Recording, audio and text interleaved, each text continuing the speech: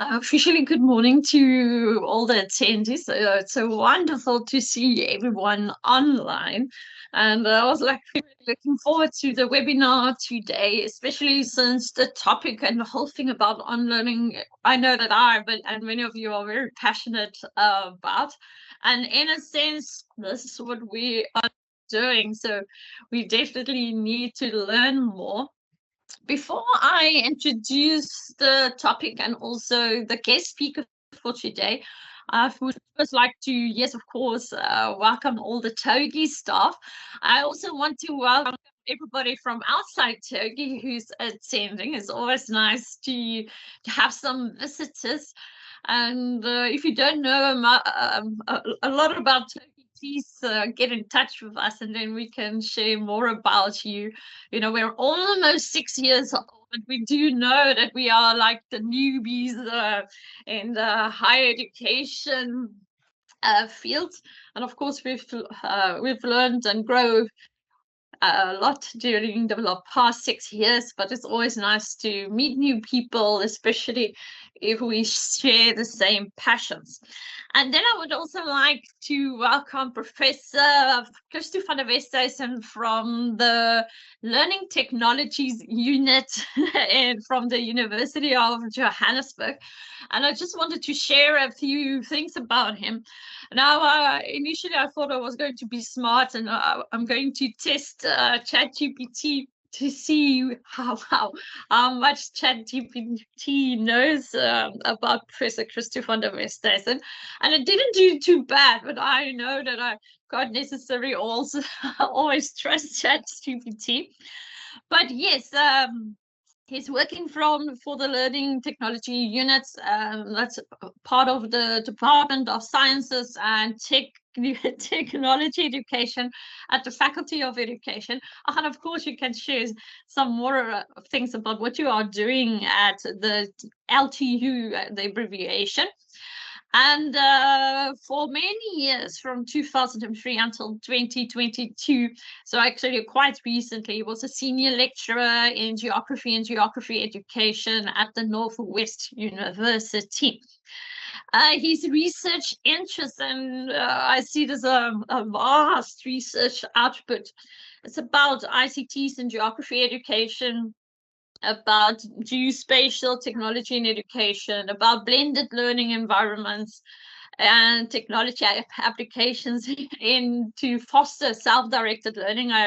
I've seen a lot of publications about self-directed learning, and there's also a lot of publication about adaptive learning.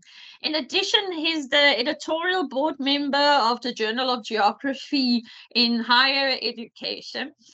And I met Professor Christo van der Westhuizen in the beginning of the year when TOGI co-hosted the EASA conference.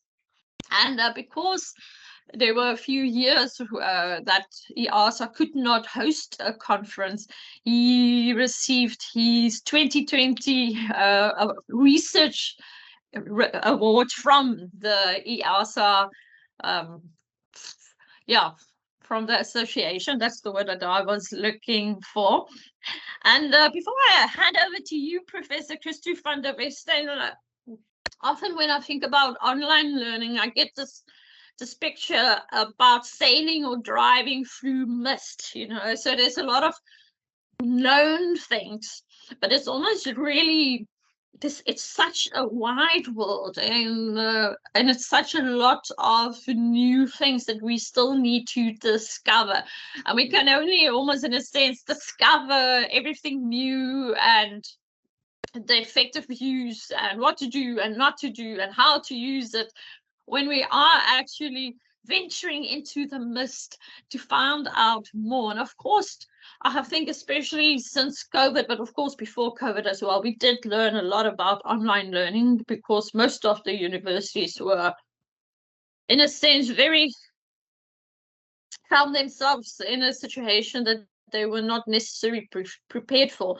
But we've still got a lot of exploring to do. So there's still a lot of mist ahead of us. And it's always nice to get to talk to someone who know a little bit more about what's going on under that may be misty for us in this in the mist. Yeah. So with that, I would like to hand over to Professor Christo van der Westhuizen. Before I do so, I just want to say this webinar is a little bit different than the others, so I'm not going to post questions and he's answering. So he's going to talk with us. I'm sure I'm going to have some questions after, but then as usual, we will have a Q&A session at the end. So as we go along, just jot down your questions and then we will give you the opportunity to ask those questions afterwards. With that, thank you, Professor Christo van der Westhuizen. Over to you. Thank you very much, Andrien. I'm just going to share my screen. Let's just get that underway. So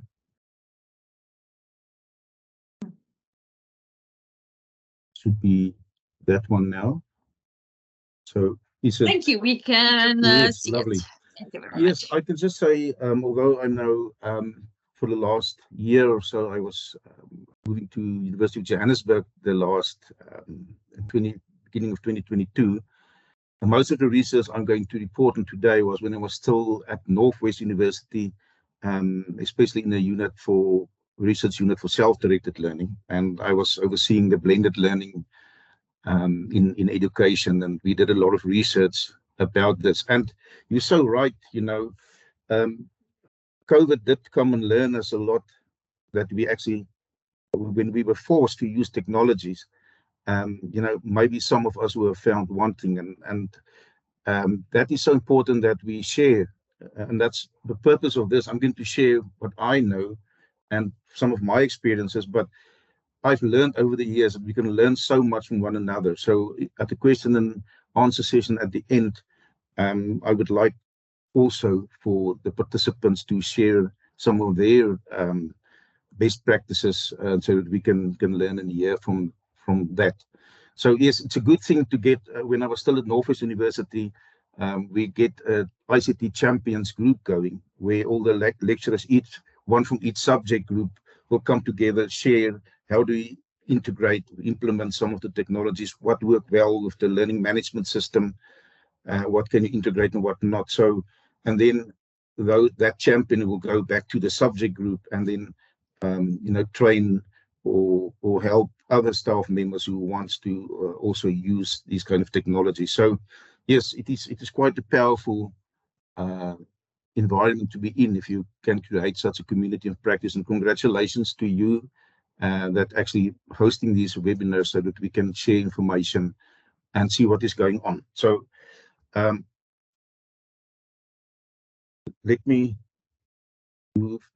just see how will I move the slides now. This one, okay. All right, so my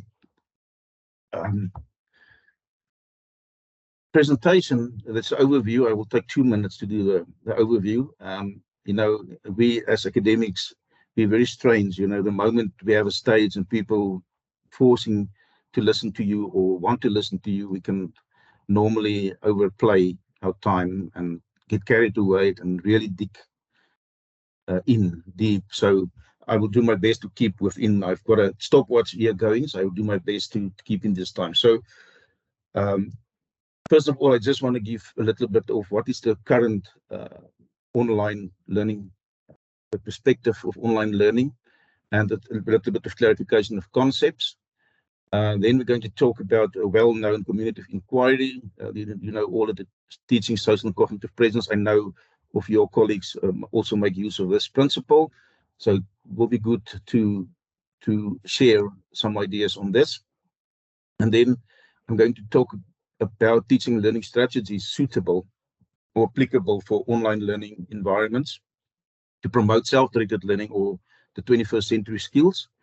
And I'm going to share with you an online problem-based learning design that I've done and designed from 2014 till 2019, and in a design-based research approach where we try and improve every year after receiving feedback from students and data. we try to improve this environment. And dare I say here is, we always think that it's so difficult to design an online learning environment, and it's true. But we can take some small steps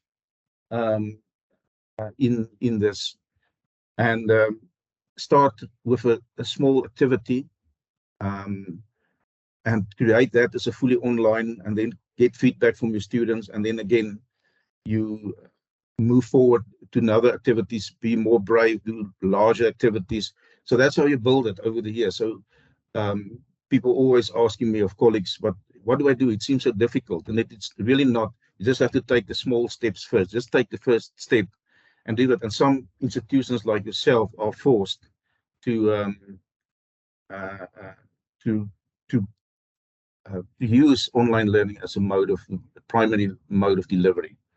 So then I'm going to share some of the results, how we evaluated our online learning design, and then it's time for questions and answers. So I hope not to be much longer. So I used now 5 minutes, not 2 minutes for introduction. So let's see how this goes. So I can just say the work I'm presenting here is basically all published in this open education resources in the OASIS book series, the Northwest Self-Directed Learning series, and there's some of the latest articles. So all that I'm saying here is available in these articles. There's also some new ones on its way, but just bear in mind, if you look at the top there, this was designed and tested in higher education classrooms, especially in my case, although I'm passionate about technologies, online blended learning, to apply that principles and to design and redesign online environments, you have to apply it in a subject. And in this instance, the research I'm going to share is, especially in geography, in the geography classroom at the Faculty of Education, where we train teachers. So that's basically the content knowledge part of it. But we wanted to see, we have to practice what we preach. If you want your student teachers to become skillful in using online learning environments, you have to apply it in your classes. And the feedback we received from our students overwhelmingly always been positive. And it's nice when you hear the question, why can other lecturers not do the same? And it's also a collective, to improve your online learning environment. It's a collective effort. If all your colleagues do a bit, some less, some more, good online learning practices, implementing good teaching and learning strategies, it helps a lot. So next time, in a few weeks, when your students come into your class, already know the principles and how to go around these technologies and the teaching and learning strategies. Yes, in the beginning, it sounds it's difficult to get everyone going, but give it 2 weeks, and once you get it going, the students get the neck of it. It's really moving quite nicely forward. So, I just wanted to say, it's currently fun of my master's and PhD students.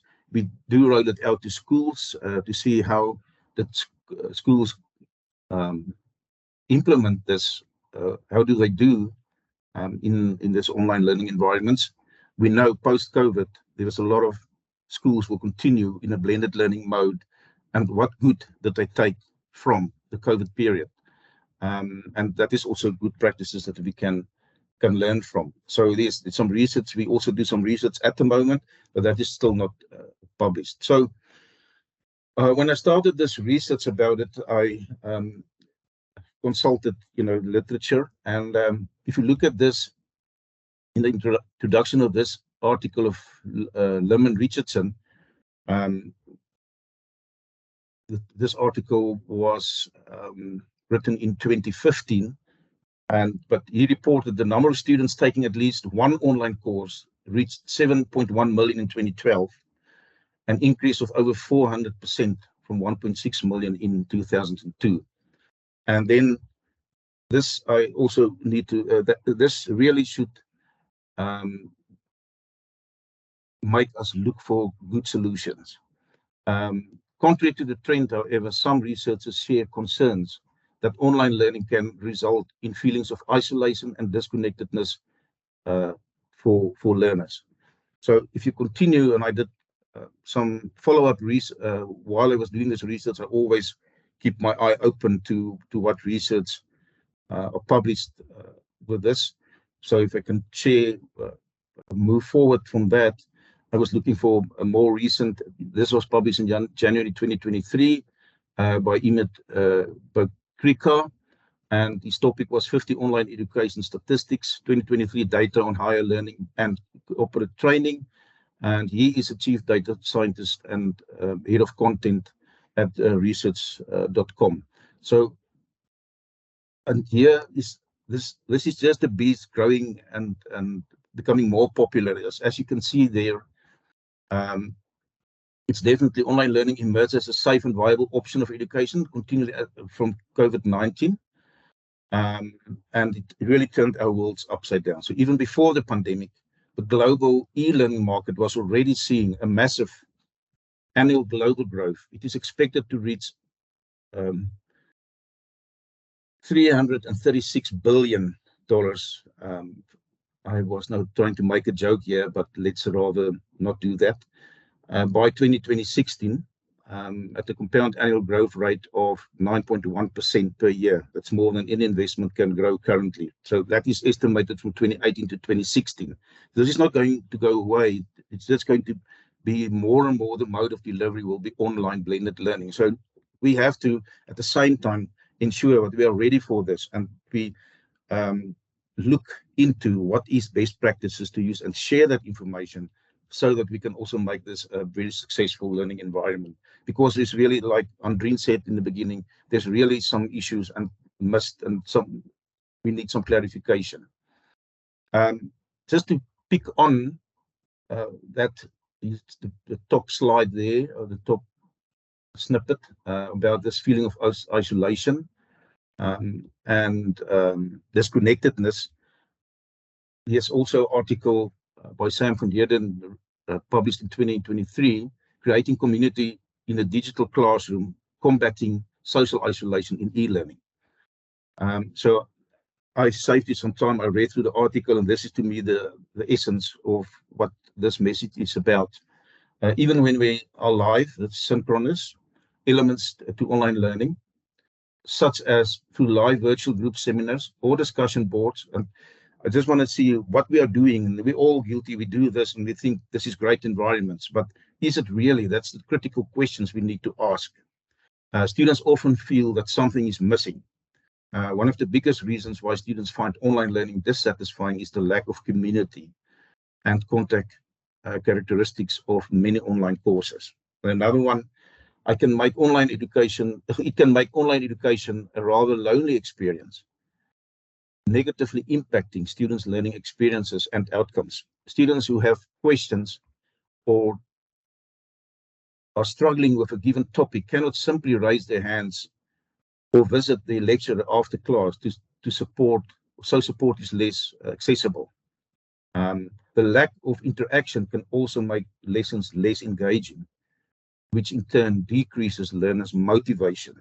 So we don't want to do that, and there's really things that we can do to try to curb this feelings, and it's also our responsibility to make sure that we do not contribute to this kind of negative feelings to our students or learners. So again, I highlight that the lack of interaction can also make lessons less engaging. And yes, just something interesting. Today's classrooms looks a lot like that of 1819, but it is 2023. So, and we must remember, students coming to our institutions in higher education mostly will come from environments looking like this. Okay, there wasn't changes, and if you must bear in mind, there's some luxuries in a classroom, like eye contact and so forth. I will highlight this a bit now. So now in online learning environments, a teacher is no longer visible in class. Over the years, our study material changed. The learners have no devices, not textbooks anymore. And when they work online, when we become students, they will work in isolation in their own little boxes, and it seems like we tend to forget this a bit, and we need to make sure that we try to create to substitute this closeness. And in this snippet also from Sam van Heerden, published 2023, most online learning occurs virtually, either synchronously, it's live, through online seminars or lessons, or asynchronously, not live, through pre-recorded videos, readings, and discussion boards. Students generally do not meet with their learning peers or teachers in person, and even in live group seminars, non-verbal communication such as hand gestures and body language can be more challenging to express. So that is also things. So how do you create an online learning environment with that? Yes, I don't think we will ever replicate it, but we will definitely come as close as possible. So blended learning, just a few concepts here. I just want to focus here. We know all that blended learning is on a continuum from face-to-face to online, but I want you to focus on this green line here. So the more you move to online and learners learn asynchronously on their own time, the more they must be a self-directed learner. So they need to have self-directed learning skills to help them to reach their learning goals. And we can foster those kind of skills in our students if we use teaching learning strategies that will promote self-directed learning skills or 21st century skills. And I just asked the question here, are we as lecturers or teachers, are we self-directed learners? Can we change? Can we reflect and see what works in my class, what works not, reflect on it, redesign, and retest, redesign? So that is the self-directed learning process. You can do reflection and improvements, on your own by just study and the literature and the data you're receiving. And are we part of communities of practices? And that's not CPOs, it's COPs. I don't know why that happened, but it did. All right, so, and if we design online learning, we all are familiar with the community of inquiry. So there's Rapchak in 2017 said this model was well studied in literature, and this article was cited over 2,900 times in Google Scholar. That is prior to 2017. So I didn't check what was it, but it's enough saying that this is the go-to thing. So if lecturers already use this principle and guidelines in 27, the chances are very good, like myself, that I still apply these principles now. So we know about our teaching presence. We are well familiar with that.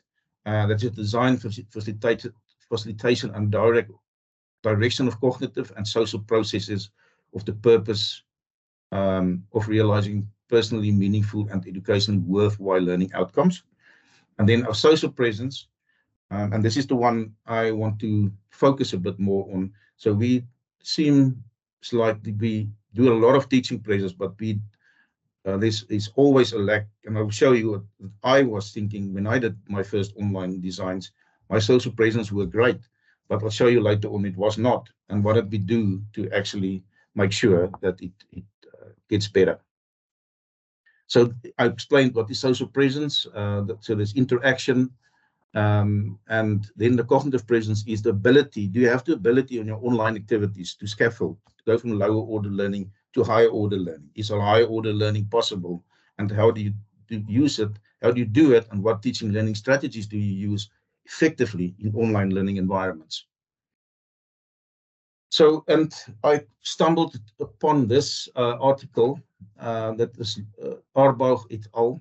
There's a lot, you know these, they are quite familiar in the field of online learning. Cleveland Innes, Diaz, Garrison, Philip Ice, Jennifer Richardson, and Canon P. Swan. They actually developed an instrument that you can measure and I will a little bit more later. I not want to go into this, but you can see, you can get and read, and the instruments are available. And they tested with 287 students across different universities, and they actually come up with a measurable standard. So saying they used a Likert scale. On a Likert scale of 5, if you give this questionnaire to your students after your online learning intervention, and it's quite high, you should actually get 83.5%. You have to score on average 4.18 out of 5 if your teaching presence is up to standard. And that means getting a lot of 4s and 5s. Then they say the minimum standard for social presence, it's a bit lower because they found some of the questions was a bit, not cleanly worded and vague. So you must have a social presence of 3.98. That's almost 80%. If you're below that, you contribute to this loneliness and disconnectedness. And then your cognitive presence should be also very high, 82.75%, 4 out of 1 4. Now, I did a few tests over years in my classes. I'll show you how did I,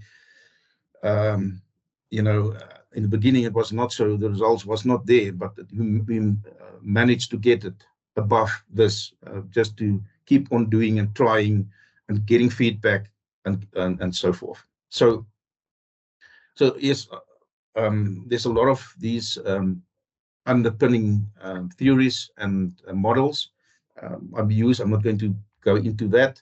I can just say the bottom left is some of my Swiss colleagues. We work together with machine learning and personalized and adaptive learning. And in the assessment, it's also true that in an online learning environment, our learners or students want immediate feedback. So if you can have a machine learning system where they can do an online course and they get the results immediately, they say that is recommendable for online learning. So what it's showing there at the bottom left is that you have regular feedback to have a successful online environment, not submitting things and a month and a half later get the results. So we also have to think differently about assessment, and I'm not going to go into that today, but just flag that for yourselves. And then what is self-directed learning? Yes, it's a process where learners can diagnose their learning needs, formulate learning goals, identifying human and material, identifying which resources to use, and choosing and implementing appropriate learning strategies and evaluating learning outcomes. So they can actually set their own outcomes. So there's a few strategies, and I'm going to show you that we use collaborative learning, problem-based learning, and cooperative learning. And there's others: project-based learning, case-based studies, inquiry-based learning, personalized and adaptive learning, gamification, machine learning, etc. And I always use this for some in my classes. We're all well known with this cartoon. What we need to know here is, if you keep on, and if I apply this in an online learning environment, if you keep on doing individual activities, you keep on, your activities keep climbing the tree, the fish will feel that he's stupid. He will believe at the end that he cannot do the work, because it's different learning preferences, learning styles, and we have to accommodate that in online learning. So we sometimes have to climb the tree, run a race, swim, whatever, so that everybody can be included. So this is just a metaphor for what we have to think critically about our online learning. Is it monotonous with the same kind of activities, worksheets all the time, or is there variation? And do we apply certain teaching and learning strategies? So problem-based learning, if you look at constructivism, of the social constructivism, and I said design active learning. Active learning means it's learner-centered. Students are busy working on their own, and they're not receiving PowerPoint slides and discussion from your side. So active learning, within that is inquiry-based learning, and then it's problem-based learning fall underneath that. And problem-based learning is learners, you give a real world problem, so there's shorter versions of problem solving. Problem-based learning, you can have it over a longer period, like I did. This was for third year geography students. They have to work in groups. They work cooperatively or collaboratively. We first work collaboratively. Later on, we change it to cooperatively, so I'll show you. They have to formulate their own goals, do own literature study, construct own knowledge, decide which literature are relevant and how many, and how much in depth, compile a report, and then summarize a higher order learning, the 15 to 20 pages into 10 PowerPoint slides to present in 6 minutes in the classroom.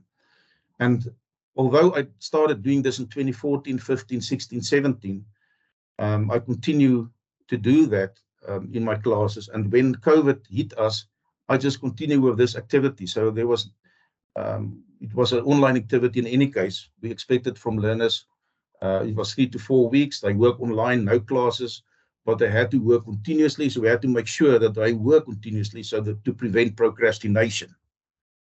And I just gave a climatology problem.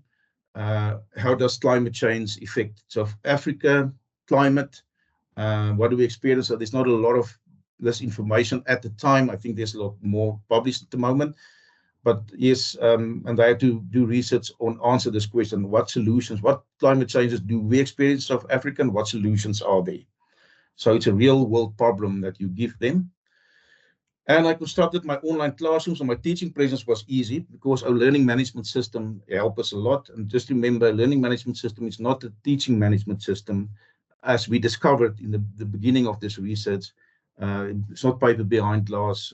You do not do the teaching, but it's more the learning management system. How do you manage the learning of the students? Not so much the teacher uses to manage his own teaching. So we have to make that paradigm shift as well. So you can see the normal learning management system lends itself to all these resources, templates, messages, tools, announcements. So that's fine. And for social presence, there's also a few tools with that. There's wikis, resources, discussion, email. They can message one another, also announcements. And at the time, you'd see there, 2015, 2016, there was a Sakai, this is Sakai LMS, the UJ were using Blackboard, but there was a wiki function. So that was the where you could have collaboration in groups. But the problem with this wiki was, if I work in a group of 5 people, I can now do my part, then I message the other person, I'm done. So you go out, and the next person can work on the same page, and they can build in the activity but they cannot work simultaneously. But we thought that was really fine. So how did we go? How did we fare about this in broad? We said no classes. You can ask questions online, and we left them. So again, coming back to this. So if you look at this statistics, you'll see the norm is the red line. So I just exaggerated the vertical scale a bit. You see, this is the teaching presence should be 418, social presence 398, the cognitive presence 414. And this is the normal graph. If you have anything like this or close to this on your Likert scale out of 5, then you have a acceptable online learning environment.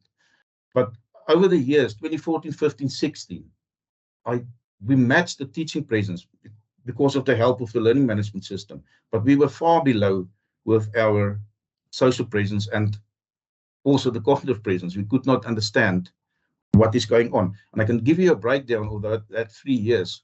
You see the green one is the first year. And then we saw this, and then we actually had a workshop in front.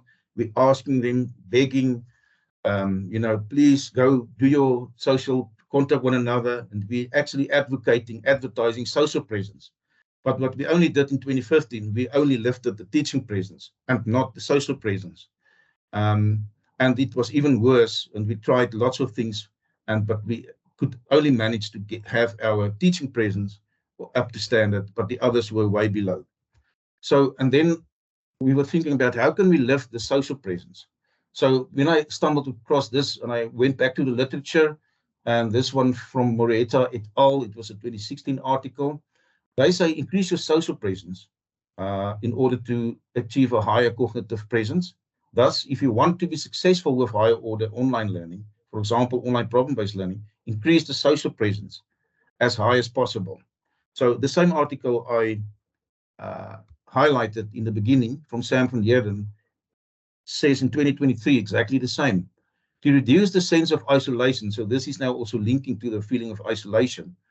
Learners experience the most important thing is that there is a social presence behind the instructor. Making it more personal can improve students' engagement and motivation. The instructor could reach out and make personal contact with students to spark engagement. Even if learning is primarily asynchronous, there must be a sense that someone is guiding and initiating discussion topics, and that there is some dynamic exchange or transaction between the teacher and the student. And I want to add between students and students. So what did we do to change the social presence? Well, I went, you see there on the left-hand side, the wiki. I just embed a Google Docs document. And when I click there, they don't know actually I work in Google Docs. They're still in the Ifundi Sakai LMS site. And I asked him to work in colors. You can also see, keep record of what everyone is doing. This was now building their report. And you can see immediately there is the social presence where they can ask questions from one another. They can work exactly at the same time. So this person in this orange typing can see, here's the person typing in the purple. And you can see all five working at the same time in the same document. And me as lecturer can pop in from time to time, ask critical questions. Oh, well done, I see you doing fine. Just look out for this. I see you're not on the right track here. So I could just see, learning taking place in front of my eyes, and I could just facilitate because I was also uploaded on each of those groups. Later on, we also gave the group members, we allocate roles to them. You're the group leader, you're the communicator, you're the motivator, you're the critical thinker, you're the technical officer, and you will be the presenter. So our teaching presence were still the same, but we've made use of more of these kind of teaching presences. But we also added, can I say, a checklist or a calendar to guide them, just to make sure there's no procrastination, to give them some pointers by what date you should be doing what. And now using the roles, the timekeeper, the study leader, the critical thinker, to double check them and remind them, listen, but you didn't do this, let's do the work. So if you do that work, and I as a lecturer also give a lot of advice on it, and they, while building a report, I could actually communicate. You can see there the colors I work in, the green, group leader work in the green, the communicator work in blue, the motivator in purple, etc. So, and this can also work in large classes very well. But that was the result. So without this, with the cooperative learning roles, that was the student interventions over 4 weeks. There was 72 times that group leaders intervened. And it's if I didn't use the cooperative learning, it would only be 92 interventions from my side across the board with all the groups of the class. But adding the roles and they double checking on each other, it also increases the teaching presence, because it's part of your teaching presence is how you manage. And if you use your learners or your students to help manage the groups, it's even more successful. The teaching presence even more successful. So new cognitive presence, they also had to build that PowerPoint, the final report. They built it on Google Slides, also where they can work simultaneously. And I could see and jump in and I can see how this thing is progressing. So just to give an activity, build a PowerPoint slide, summarize this chapter, build a PowerPoint slides in 3 or 5 or 6 slides. They can work together in an online environment. You're already creating that online environment with a social presence. So I'm going to be just a few more minutes with the results. So how did we fare? For the first time in 2017, we managed, yes, teaching presence really improved. We could get the social presence for the first time above the norm, the standard, as well as the cognitive presence, a higher order learning could also take place, just because we're lifting the social presence. So, and the year after that, we changed from the green line. The others here are the old, this is the norm, the red line, that is the old ones without the Google Docs. Then it's the purple one with the Google Docs. But with the cooperative learning, we even managed to get the teaching presence higher. The social presence were its highest, because you can imagine in cooperative learning roles it will be. But the cognitive presence was slightly lower. And after we did some follow-up investigations, and it seems like, they were so busy fulfilling their roles, and that they sometimes just forget to get to the content. So we must just be a bit careful that we do not give too much to them in the management part, in the role application, but we forget to get to the content. But it's not a problem. It's just that we have to keep that in mind. So yes, with the social presence, just get worse. If this is the statistics, and remember, what I want to convey here is that each of these presences has different sub categories that you can exactly go and see where's your problem and what you can work on. You get the averages. This is again from that article, and we actually could manage to, in the beginning, the social presence went down, but we could lift the cognitive presence by lifting the social presence. So last slide, how did we do with self-directed learning? So if we compare the 2016 data, we also gave them a Williamson questionnaire to test, to evaluate, were there any improvement, or did they gain any self-directed learning skills. We compared the 2016 with the collaborative learning on the wiki site, where they can work only one at a time in a group activity. And we compare that with the 2017, where we actually used the Google Docs. And you can see here that in awareness, we got a very significant, the data showed that there was a huge improvement in the students' awareness. That is the self-directed learning skills. There's 5 categories, broader categories of that. In learning strategies, because we use different learning strategies, how to apply them, there was also a significant increase from 2016 to 2017.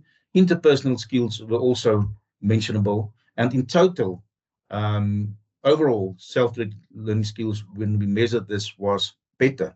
So if you do proper online learning with the correct problem-based learning, cooperative learning, collaborative learning, using that teaching learning strategies, and you make sure that you create a good social presence, then you will be able not only to lift your social presence, and remember I said in the beginning, we actually want to work against that feeling of loneliness and disconnectedness. So yes, so the practical significance of the self-directed learning skills, actually creating or fostering the self-directed learning skills, were also very good to see that we also made a contribution towards that. So with that, I'm done for now, and this is now question answer sharing of your best practices or any, and then I'll conclude, or Andreen can conclude a bit later on. Thank you. I'm sorry, I see I went a good 5 minutes over my intended time.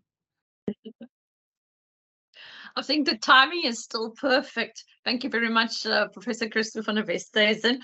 I think I'm going to ask the first question. I probably have more than one, and then all the other attendees can also raise their hand, and you can already raise your hand.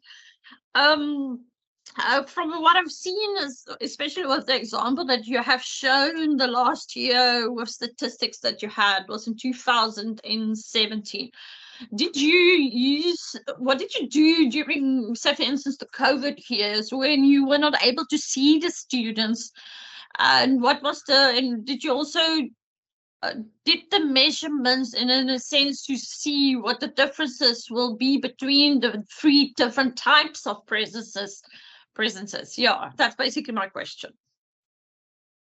Yes, thank you very much. Yes, it is so indeed. But you know, if you do this iterations over this design-based research from 2014, by 2017, when we feel we got now the sweet spot of this, I just continue with the same. And I can mention here, I did it in you know, you have to make use of experts around you. So the problem-based learning, I was actually doing with my colleague who, at Northwest University, Professor Aubrey Golightly. Now he's a world-known specialist in problem-based learning within self-directed learning. And the cooperative learning I did with Professor Elsa Mens. She's a cooperative learning expert, also well-known around the world.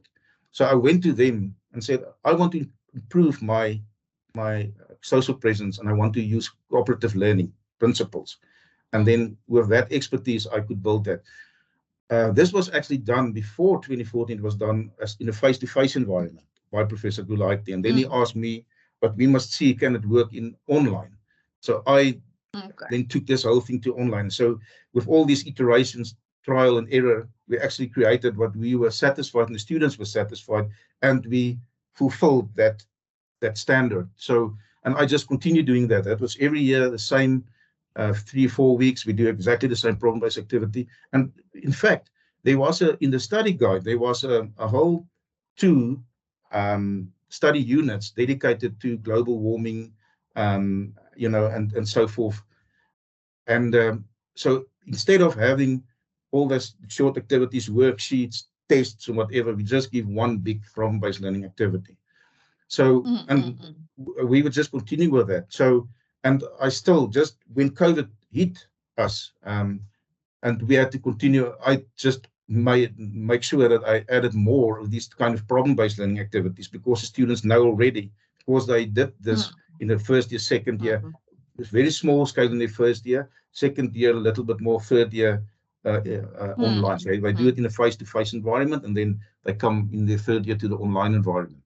So we just make sure that we did that. So over COVID, that was the best activity. So that it just happened. So the same as before COVID. And we could add onto that other activities and make use of the same principles. And yes, I went to UJ last year, and I was now working completely in a unit of learning technology. So, and we apply all these kinds of technologies in different subject groups. So that's why. Yes, I still believe in it, and I still use it. But you know what I want to say here is, if there was a broader community of practice that we can share ideas, it wouldn't have taken me 2014, 15, 16 to 17. I might have already in 2015 had the solution. So that's why I say these kind of things are so good that we can share and see, okay, learn each other how to take shortcuts to get there quicker. But there's no need to improve. I still sometimes give the questionnaire just to double check, and but no use publish information anymore, because it will just be a repetition of what already been published.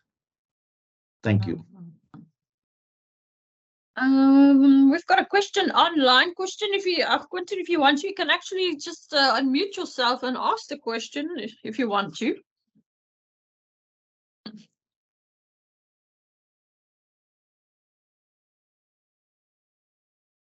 Okay, so that's fine. Quentin, oh, I see you can't unmute.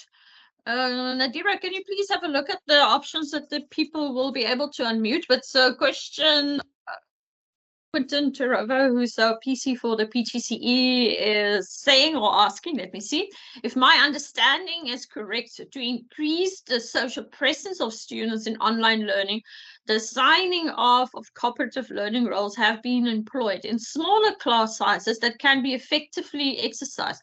And how can we apply similar activity in much bigger class sizes? Now, of course, then we do have lecturers who's got about 300 students. So what advice will you give in such cases? Yes, it's always a question I get when we do this. And yes, in subject specifics, like, you know, later years, I have about 70 to 111 students and so forth. So, But Andy Picciano, he's a well-known blended learning specialist from the University of New York. He actually also suggests that you make use of this kind of role play, have group leaders, make use of assistants, PhD students or master students to help you to take care of a certain amount of groups. So you work through. So the recommendation is the moment you use larger classrooms, it's possible. He said it never actually tried out these kind of online activities if you implement proper principles. Like I said, the cooperative learning principles, where you actually allocate roles to each individual group member, and you have a group leader. The group leader can come to the sub leaders, and then only bigger questions will go eventually to the lecturer. It takes a bit of time to get that going and to build your learning management system in such a way, but it's really manageable. As I said, the latter years I did it with about 75 students. But obviously, I'm talking about redesigning your online learning environment. So, of course, you have to look at what can work, what can I do more. I would assume that not assume, I know for a fact that if you have larger classes, your teaching presence must be very high, higher maybe than in other classes. So the learners know exactly what happens and how you can actually create a higher teaching presence by allocating these roles. So that is the solution this far. So if anybody else have also idea what is best practice to do, we can all learn from that and we can try it out and see how it works. But yes, the principles here is that you make sure that you increase your social presence as best you can.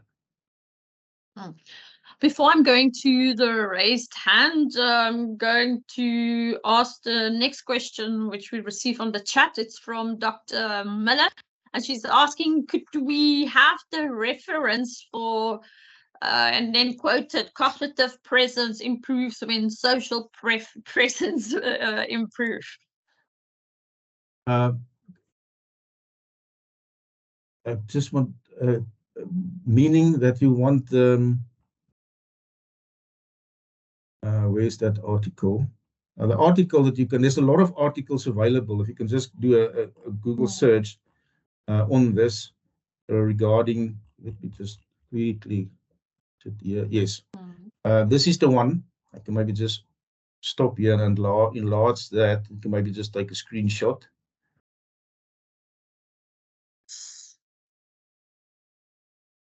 I hope that is what our attendee is asking. All right, so there's that article, Exploring Social and Cognitive Presences in the Community of Inquiry to Perform Higher Order Cognitive Tasks. And this is actually also research done and published here for where they make the case of, increase your social presence. And to do that, if you do that, then you will automatically, you cannot increase your cognitive presence only by increasing your teaching presence.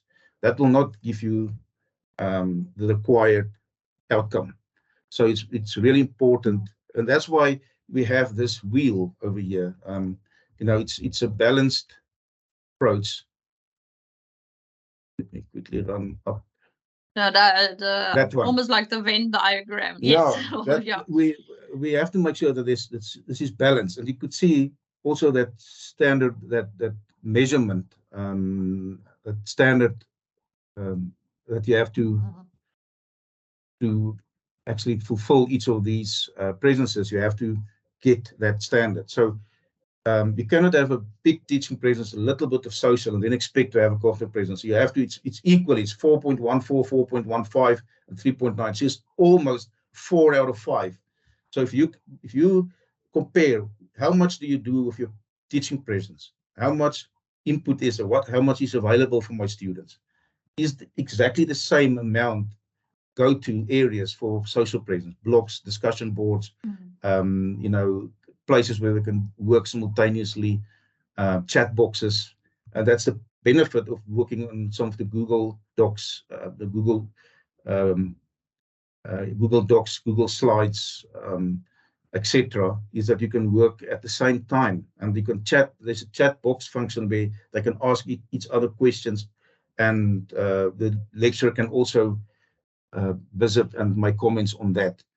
So it is always the best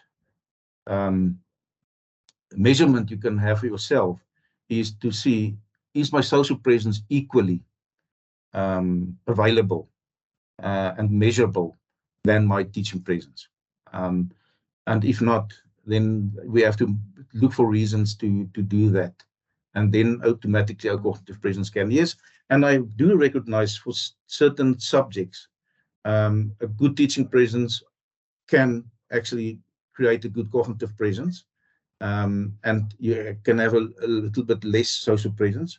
But in my subject, and subjects similar to geography, for instance, you do need a proper social presence. But in saying this, it doesn't matter what subject do you have. We still, our school curriculums or universities actually promote to self-directed learning, 21st century skills, social constructivism.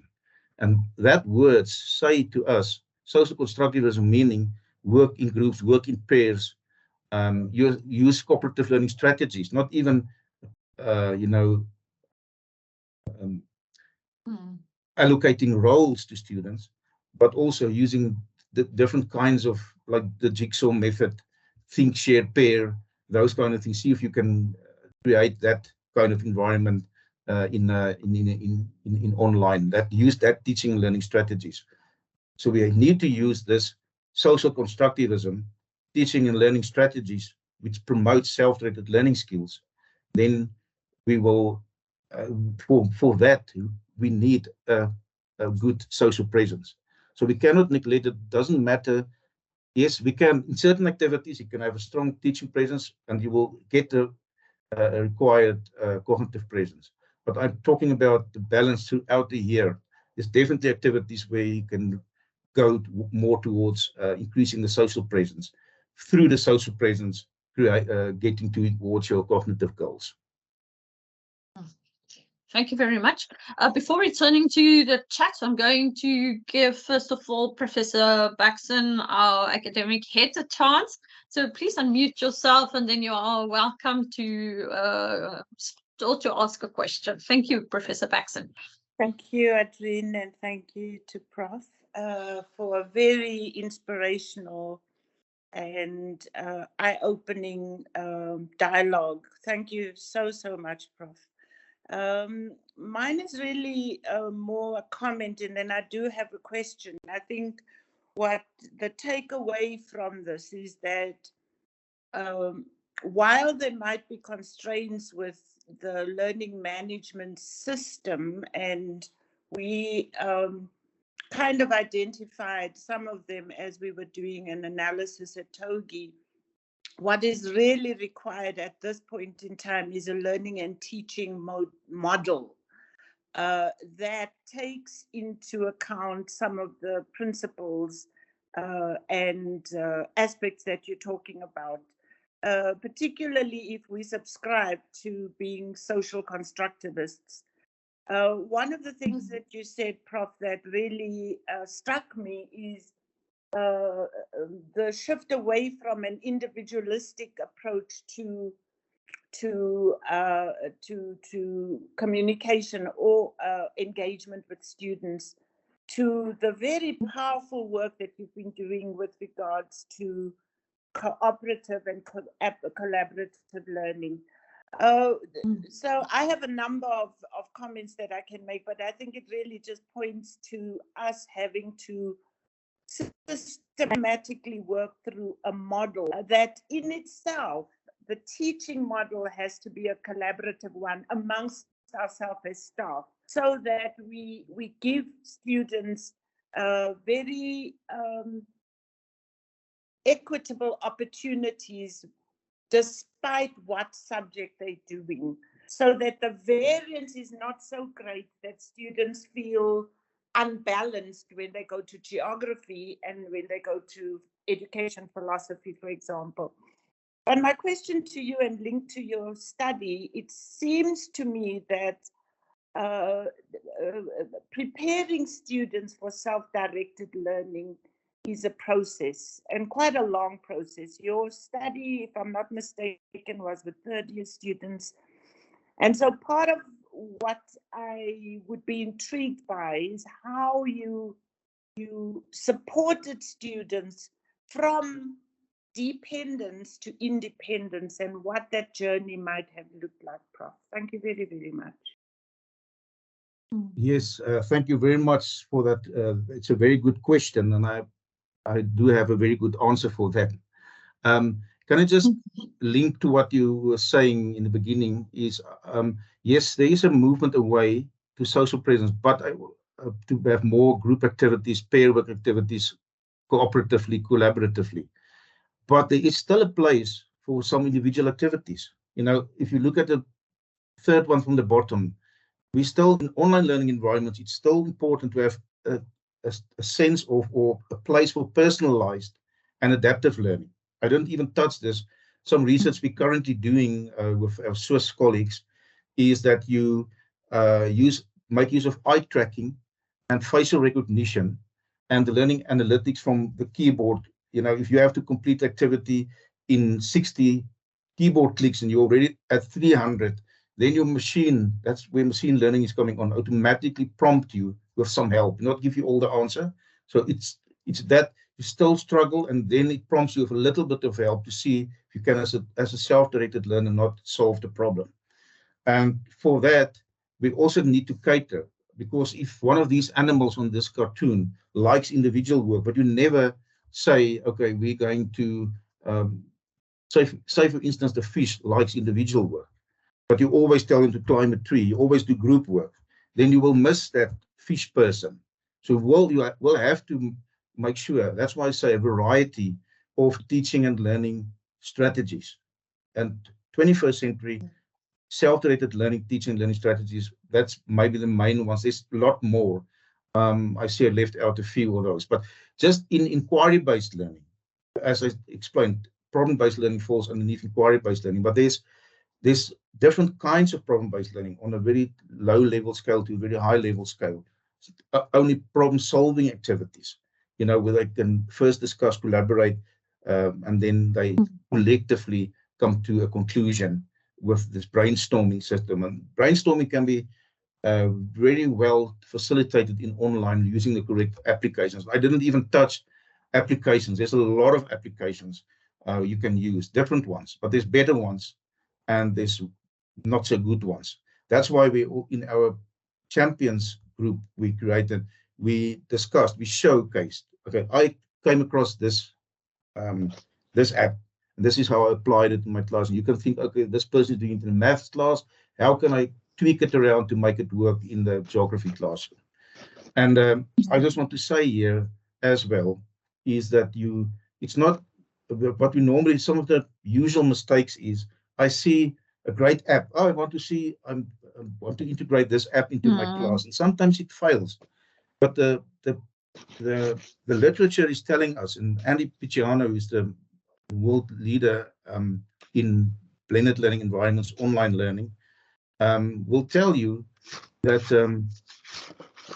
now I lost my line of thinking for a moment. Something distracted me, but yes, they will tell you that you have to ensure that you do the different teaching and learning strategies to make sure you accommodate all different learners. To come back to the second part of the question is, yes, it's definitely like I said, you get the students from schools, and although schools are using the same CAPS document or similar documents, the essence of the CAPS document is active learner-centered learning, promote self-directed learning skills. Get those learners now, they were used to behavioristic learning environments, and now you get in your class. So that's why we start in the first year with a very small activity, face-to-face, so they get the principles of problem-based learning, and they do it in face-to-face environments. Or if you do have online, you do it with a lot of guidance. You do it synchronously, where you do it online with it all at the same time on Teams or whatever. So, but you must make time for a workshop period beforehand, an hour, where you explain the process to them and show the benefits, or like a workshop, telling them what we're going to do, how we're going to do it, and this is how this strategy is working. So, and then the second year, you don't have to do that. You can just have a larger activity of more activities, more problem-solving activities. You have pair work activities, cooperative learning. We introduce them to this kind of roles, and you switch the roles around. You rotate them. So for this activity, I'm the leader. Next activity, the other person is. And in being a leader or being the critical thinker for your work, you're also promoting the self-directed learning skills. And the more they doing this in practice, and now by the time they come into the third year, we could easily do it in an online environment over 6 weeks. So I did 3 weeks on my part, but my colleague did it also 4 weeks before the July holiday. He did it in his subject, that is population geography, and then I continue with the online problem-based learning in climatology in the second semester.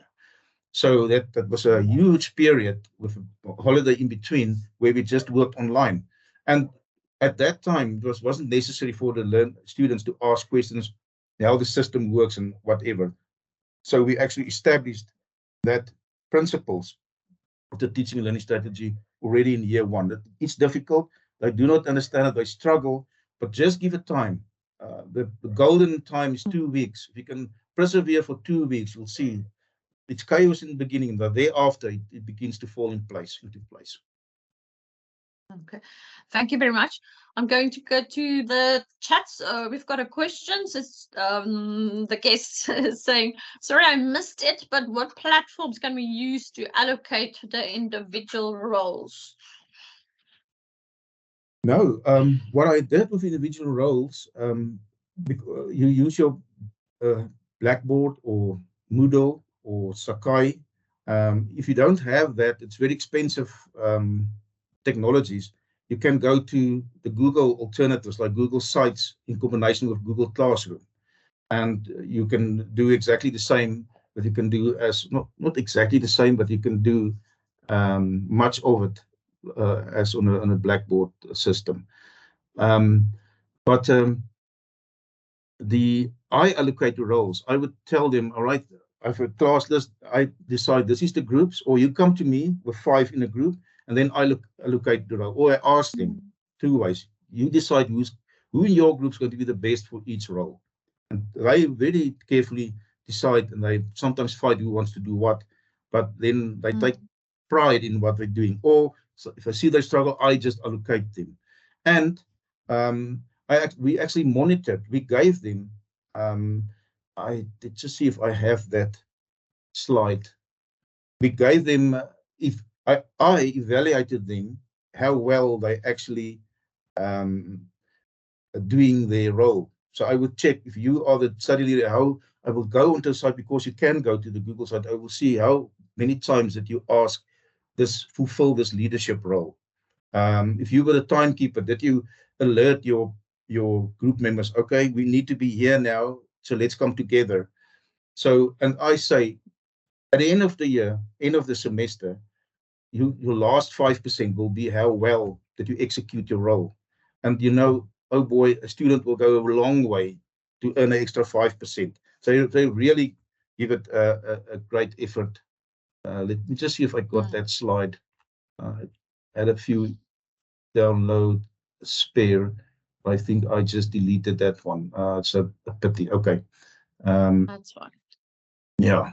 I think each learning management system will have automatic ways. I know, for instance, with Moodle, we do have ways to group our students either automatically or by or manually, and of course, yes, we can ask students to come together and then bring their group, but also it depends on the context of the learning management system and the institution, and I think in a sense also the year group, and how you want to manage that.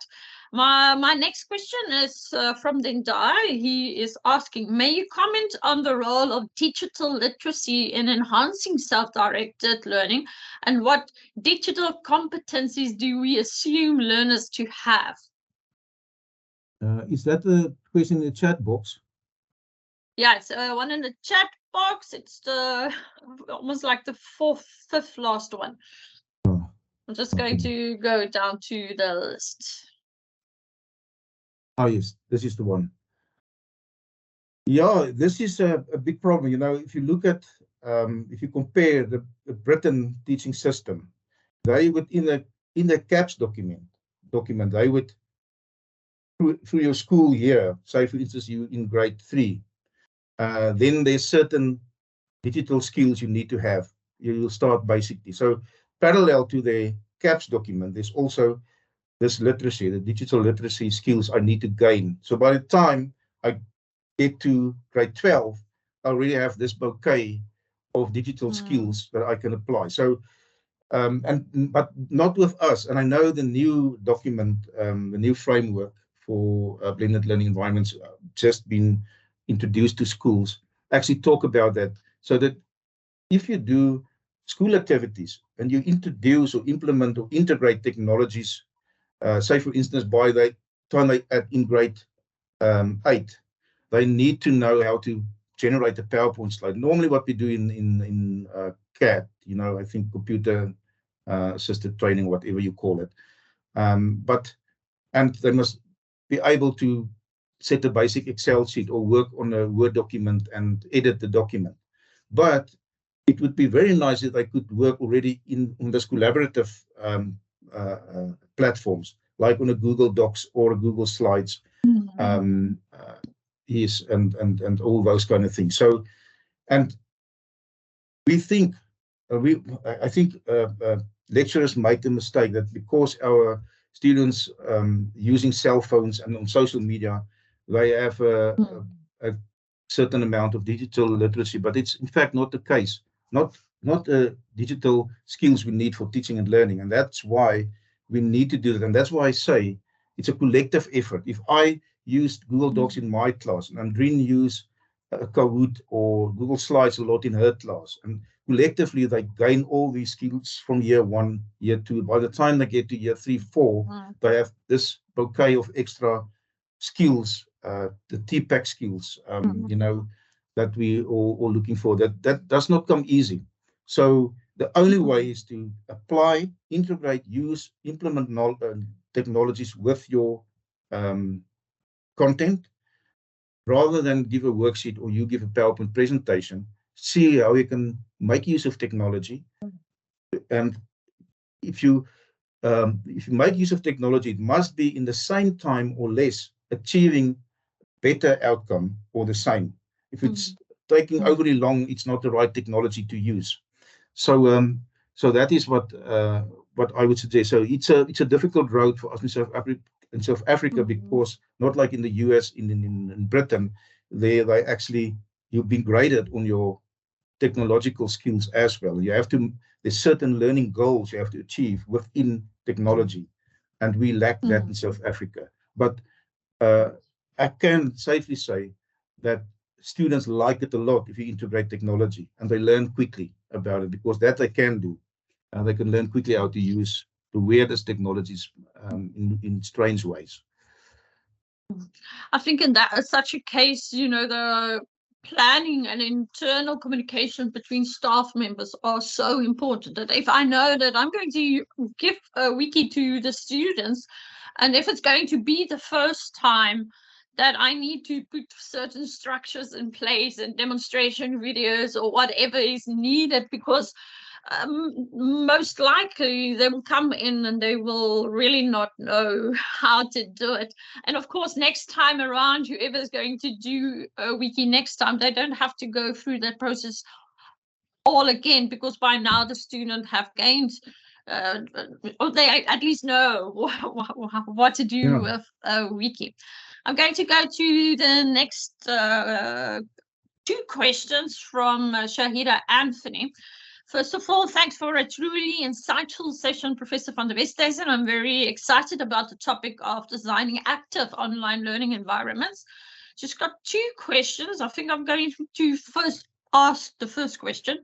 How can we leverage emerging technologies such as artificial intelligence and gamification to enhance online science and technology education, as well as ethical considerations to be taken into account? Yes, very good question. And we already played around with ChatGPT, and I was trying to introduce it to some of my students because it will not go away. It will be there. And but if you ensure that you might optimally use it as a supportive teaching and learning tool, and it can actually, for example, if you use ChatGPT, you can say to them, all right, this is the problem I'm asking you. Go generate this in ChatGPT, check what is the answer, and then you go read the literature and compare and evaluate and fill and make sure that you actually compile then a loaded answer.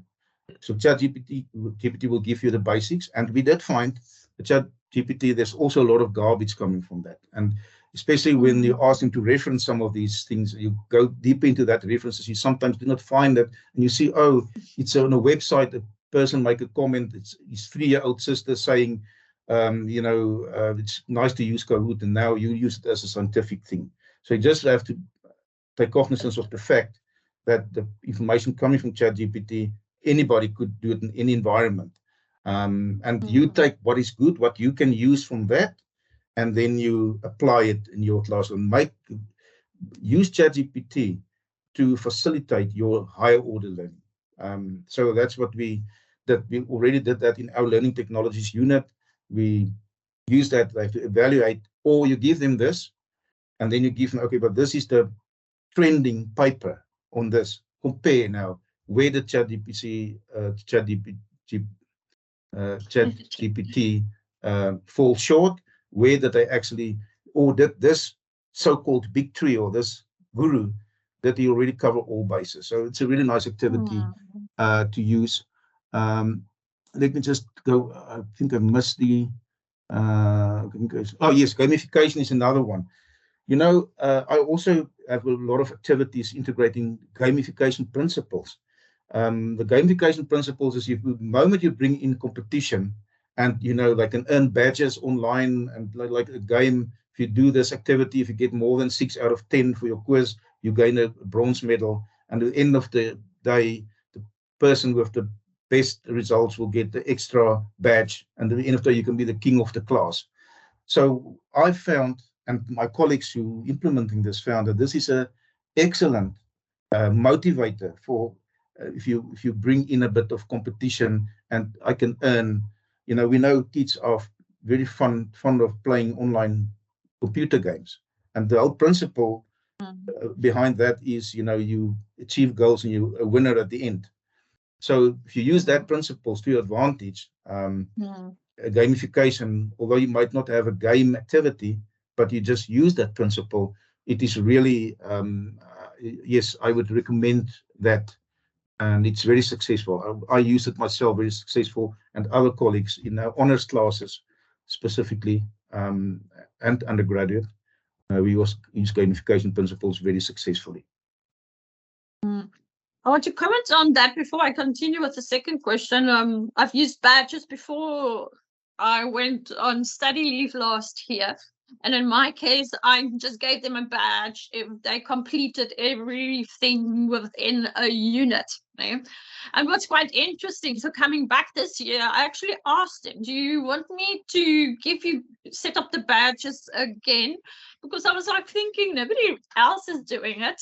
And what's interesting that most students preferred getting the badges, because of course it's also a nice thing to know that they did complete everything that was supposed to be completed. And in addition, it's a very good indication for me to see who got badges, who didn't get badges. because then clearly they missed things. So that's an interesting point to make. So we actually Yes. need to, almost in a sense, identify those principles, which is then available on the LMS, like the badges. There's various kind of badges that you can actually give on Moodle. And so far, we haven't utilized that effectively. I'm going to go to the second question of Shahida, is how can it be used to create shared learning experiences among science and technology online students? Now, of course, this is then in reference to emerging technologies such as AI and gamification.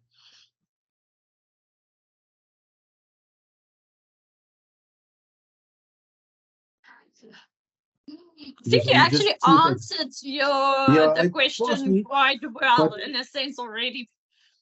Yes, but I just want to add here. Okay, that is the first one. Let me just quickly see how can we be used to create shared learning experiences among science. Yes, online students. But if you, like for instance, you must be aware of what kind of technologies my co-colleagues are using in their classroom.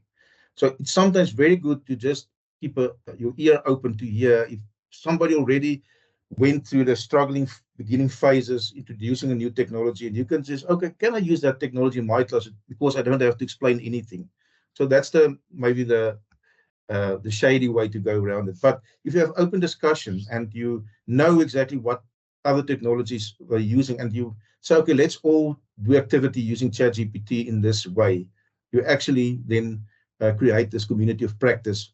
And yes, on top of that, I use this, you use that, you use that, and we know exactly collectively. We build the TPAC skills of the learners as well as lecturers and the students. And when we redesign or change our online curriculum for the next year, we already say, okay, but this is the well-known, this technologies do work in conjunction with my learning management system. So I'm going to create this, or this technology that not use so well, I'm going to look for another one and to see if I can find a technology to help me facilitate, support this activity. And here again, what I'm saying, I have a certain problem, a pedagogical content knowledge. My students have to reach that goal. I'm looking now for a suitable technology to help me do that. So yes, so that is to me. So we have to know collectively what is going on, and we have to learn from one another.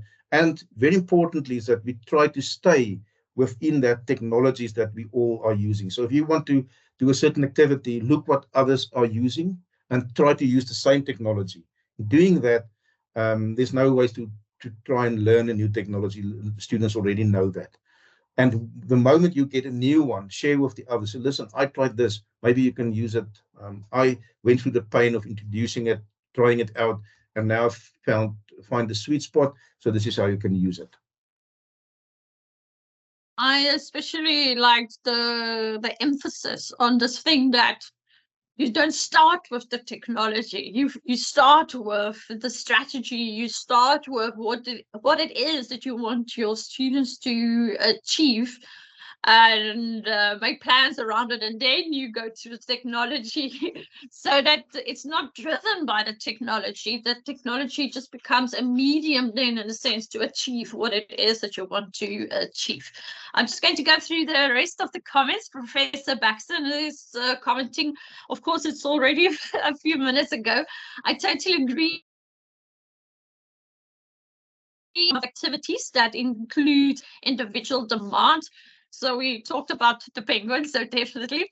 Kate is asking, how do we envision the use of AI-driven tutor tools impacting the effectiveness of these processes? Yeah. Yeah. No, I think it's all already what I answered. We must remember there's a lot of different AI, artificial intelligence tools, even language editing tools like Grammarly or Google searches, or that. But I think the most advanced one is a ChatGPT. And a few years back, when we didn't know how to do a Google search, now suddenly there's a Google search pop up, lot of answers, and you decide, you scan through and you evaluate them and you use the one you think is the most applicable. So just in the same way, there's also these kind of artificial intelligences available out there. You can also explore and use them. And if you give your learners, your students, these tools, especially in the online learning environment, help them taking those shortcuts. Okay, for this, I do not have to study about this. I just use my AI tool to do this activity. And especially when we want to facilitate our basic knowledge, that they can actually, they have to read and try and understand it on their own. You can make use of AI to help them with that activity. So I hope I'm understanding that correctly. But yes, and we must be aware and we must integrate AI as much as we can, but as effectively. But we're also aware there is a possibility that there can be irregularities around this. So for instance, yes, they can write a report or piece, but they have to put a reference list. And they turn it in, and there's some other of these similarity programs already is built into that. Is they can pick up although it's still in a exploration phase, but you can pick up this paragraph is created by AI. And you can then ask students, no, but this is AI, but now I want your interpretation, read on what is others are saying, and make this the correct answer. Because this is the AI speaking here, it's not you, and you clearly do not understand here. So I want your interpretation of what he's saying there. Is it good answer? Do you think this can be the answer? And you just be very critical and very specific in how you use, and be very careful not to open doors for irregularities for your students, because there's great possibilities for that as well. From the questions coming in, we do know that AI and ChatGPT, and then of course, like you said, the other AI apps, it needs a lot more collaboration and ideas, because we do know that we have to change the way that we are doing things, in a sense, to accommodate it effectively. We've got some thank yous. I'm just going to read through the rest of the comments. Professor Baxter is saying all of this requires a well-articulated teaching and learning strategy, plan, and model. In addition, student preparation becomes a critical element. And she's also thanking you. It's inspiring and informative, and looking forward for further discussion with you in the near future. Amber's also saying thank you. I'm just having a look if there's any other questions. So Sonia from Potch, she's saying, so collaboration and knowledge of fellow lecturer module content can create ease of learning for students, but also success as part of the learning and teaching environment from the lecturer perspective.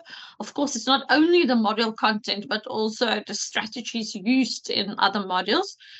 Amanda Olifield is writing, game-based learning and gamification creates a lot of opportunities for collaboration, online presence, etc.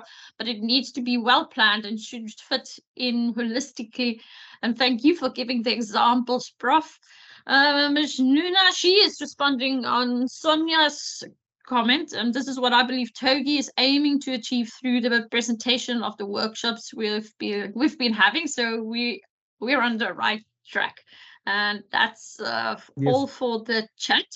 I don't see any other hands, and I don't see any other chats, so I think we can conclude here. So can first I just of all, make one last comment? Yes, you're welcome to. Yes, sorry. In seeing that, I just did not come to that, but this is where all institutions have this Center for Teaching and Learning, the support.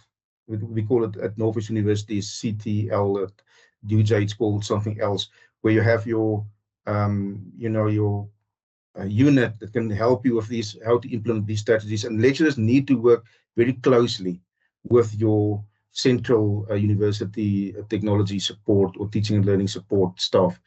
They are trained in this. They know, and they also know of other good practices in other faculties, and they can also help with that. So it should be a very close relationship with your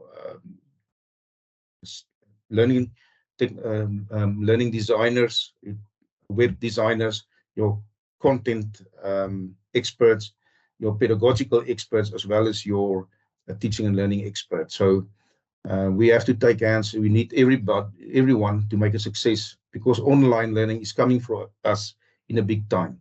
So we have to be ready and do the footwork now and play around with it and see what works not. So you be ready, because the classes will just get bigger and bigger.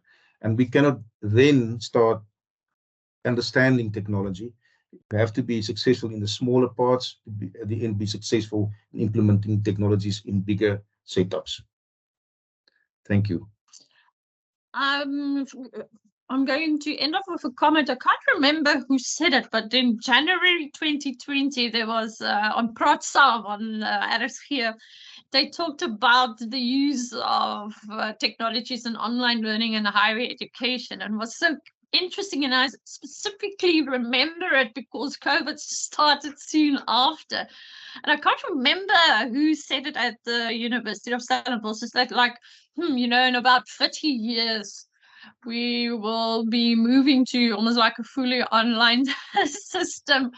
And it was quite interesting how wrong the person was. If we think about all the changes that happened, and of course before COVID, as you clearly stated in your examples, but also in our case and other universities.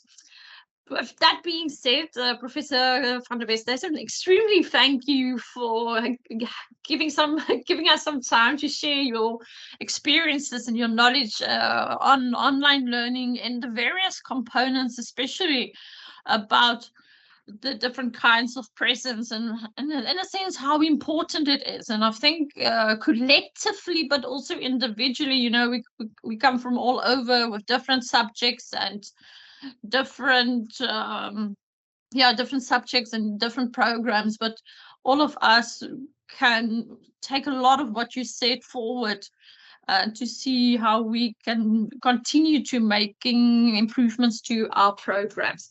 So thank you very much. And yes, we are definitely looking forward to talking to you again in the future. And best of luck with your further research. Please keep it up, so that we can also learn from what you are doing in the future. Thank you very much. Thank you. I will definitely be in contact with you, and we can have discussions on a regular basis. And I really want to see because you're supposed to be, you are an online institution, and you're supposed to have a lot of tricks up your sleeve, and we will really need to know about that and learn of that. So yes, thank you very much for this opportunity. It was really a privilege being here, and as this is a passion of mine, I gladly share whoever wants to hear and take whatever. This is the one thing I want to end up with. If you take only one thing you can learn and apply it and make your teaching and learning better in your online environment, then we all achieved something here today. Thank you. Okay. Thank you very much. And thank you everyone for joining us, all the attendees from all over. Thank you very much. Enjoy the rest of your day. Thank you. Thank you.